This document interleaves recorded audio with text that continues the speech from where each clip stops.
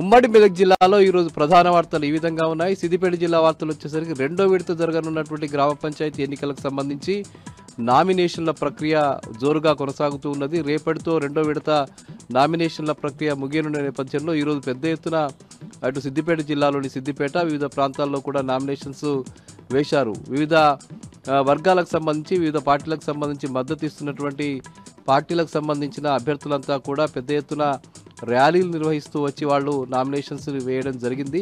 ఈ నామినేషన్ ప్రక్రియ జరుగుతున్న తీరుని జిల్లా కలెక్టర్ హైమావతి పలు చోట్లకు వెళ్లి పరిశీలించారు.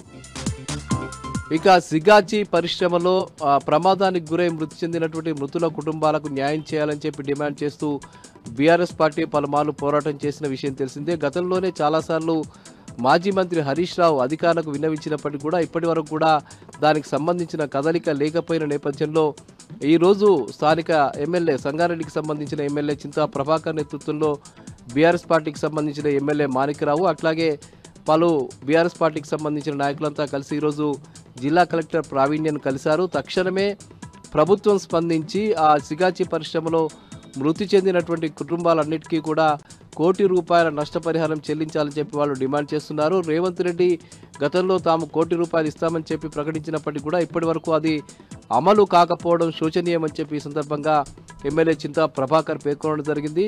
కార్మికుల పట్ల ప్రభుత్వం అవలంబిస్తున్నటువంటి ఈ సాచివేత ధోరణి సరైంది కాదని చెప్పి మృతుల కుటుంబాలకు తక్షణమే నష్టపరిహారం చెల్లించే విధంగా చర్యలు తీసుకోవాలని, సిగాచి పరిశ్రమ యాజమాన్యంపై కూడా చర్యలు తీసుకోవాలని చెప్పి వాళ్ళు డిమాండ్ చేయడం జరిగింది.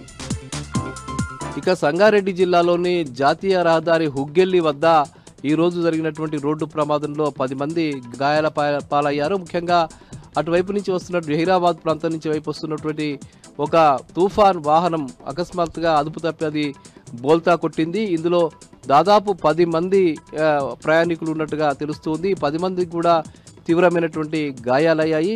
ఈ సంఘటన జరిగిన వెంటనే పోలీసులు అక్కడికి వచ్చి సహాయక చర్యలు చేపట్టారు.